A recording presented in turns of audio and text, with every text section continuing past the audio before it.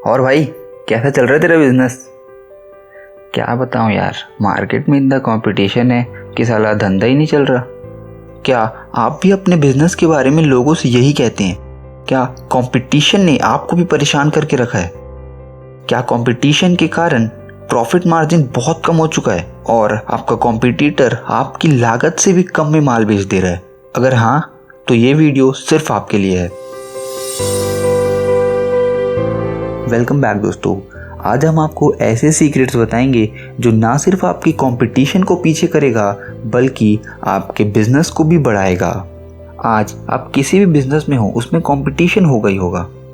उसमें कई सारे ऐसे प्लेयर्स होंगे जो बिजनेस खराब भी करते होंगे और कई सारे प्लेयर्स ऐसे भी होंगे जिनके ऊपर कंपटीशन का कोई खास असर नहीं पड़ता होगा। मान लीजिए आपकी कपड़ों की दुकान है, रवि कलेक्शन नाम की, और आप ऐसे मार्केट में बैठे हैं जहां ऑलरेडी 100 दुकानें हैं जो कपड़े ही बेच रही हैं। वहां आपको ना सिर्फ सरवाइव करना है बल्कि एक अच्छा प्रॉफिट भी कमाना है। तो इसके लिए आपको पहले देखना होगा कि आपका कंपटीशन आखिर है किससे। क्या आप कॉम्पीट करना चाहते हैं ऐसे दुकान वाले से जो कि पूरे साल में सिर्फ 2 लाख की सेल करता है, या फिर आप ऐसी दुकान से कम्पीट करना चाहते हैं जो 20 करोड़ की सेल एक साल में कर देता है? ऑफ कोर्स आप बड़े प्लेयर के साथ ही कम्पीट करेंगे। उसके लिए आपको ये 3 चीज़ें ध्यान में रखनी होंगी। Study and observe your competition properly. For example, आपके मार्केट का सबसे बड़ा प्लेयर होगा पुनिया क्लोथिंग, जो एक साल में बहुत अच्छी सेल करता है, और वहीं आप बहुत कम सेल करते हैं उससे कंपैरिजन में। तो अब आप ऐसा क्या करें कि पुनिया क्लोथिंग से भी आपकी सेल ज़्यादा हो जाए? तो दोस्तों, सबसे पहले आपको ये देखना होगा कि आपका कंपटीशन आखिर कर क्या रहा है, क्योंकि अगर वो टॉप पर है तो कुछ ना कुछ ऐसा सीक्रेट ज़रूर होगा जो वो कर रहा है और आप नहीं कर पा रहे, इसीलिए वो टॉप पर है।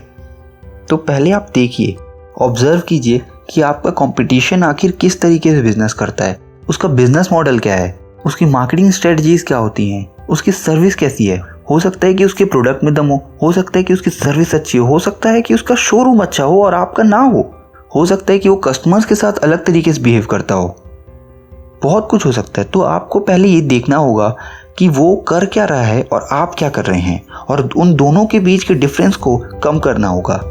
आपको उसे कॉपी करने की बिल्कुल ज़रूरत नहीं है, आप बस उससे सीखिए और अपने तरीके से अपने बिजनेस में इम्प्लीमेंट कीजिए।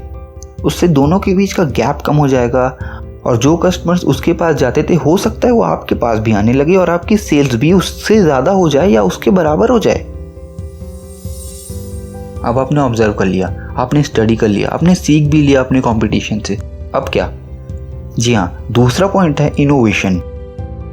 Innovation is the key to the success. अगर आपको कुछ बड़ा करना है तो इनोवेटिव होना ज़रूरी है। ये इनोवेशन ही है जिसके कारण इलॉन मस्क की कंपनी ने आज 116 साल पुरानी फोर्ड मोटर कंपनी को पछाड़ दिया है। इसलिए आपको अपने बिजनेस में इनोवेशन करना ही होगा।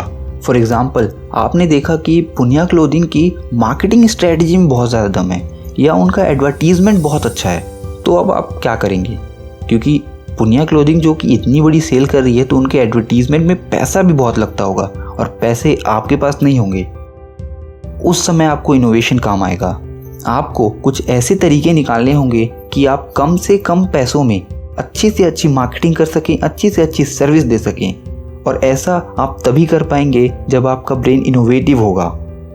आप नए तरीके निकालिए, नई सर्विसेज निकालिए, नए कैंपेन चलाइए, नए मार्केटिंग ऐड चलाइए जो लोगों को अट्रैक्ट कर सकें। ये भी मैं एक एग्जाम्पल के साथ समझाऊंगा।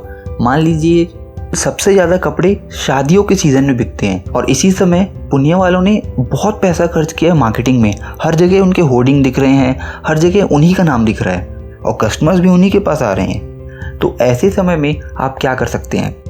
अब आपके पास तो इतने पैसे हैं नहीं, तो यहाँ पे इनोवेशन काम आएगा। आप चाहें तो अपने शोरूम के बाहर एक ऐसा सेटअप सजा सकते हैं जो कि लोगों को शादी का फील दिला दे। कुछ ऐसे सेल्फी पॉइंट्स बना सकते हैं। All that I mean is कुछ क्रिएटिव कर सकते हैं जो कि कम बजट का हो और कस्टमर्स को भी बहुत ज़्यादा अट्रैक्ट कर ले। आप चाहें तो ऑफ़र चला सकते हैं। चलिए, आपने ऑफ़र भी चला लिए। अगर आपकी सर्विस कंपैरेटिवली बुरी है तब भी आपका इनोवेशन ही काम आएगा। कुछ तरीके निकालिए कि आपकी सर्विस भी अच्छी हो जाए। तीसरा point, think for a long term. आपकी सोच जितनी सीमित होगी आपकी कमाई उतनी ही सीमित होगी, इसलिए दूर का सोचिए। ये मत सोचिए कि इस दुकान से आप कितना ही कमा लेंगे, बल्कि ये सोचिए कि इस दुकान को आपको इंडिया के हर एक शहर में पहुंचाना है। आपका रवि कलेक्शन का ब्रांड होगा। आप बड़ा सोचेंगे तभी कुछ बड़ा होगा। तो थैंक यू वेरी मच दोस्तों, ये थे कुछ 3 पॉइंट जो अगर आप अपने बिजनेस में अप्लाई करें तो आपका बिजनेस भी कंपटीशन को पीछे छोड़ देगा और बहुत बड़ी ग्रोथ शो करेगा।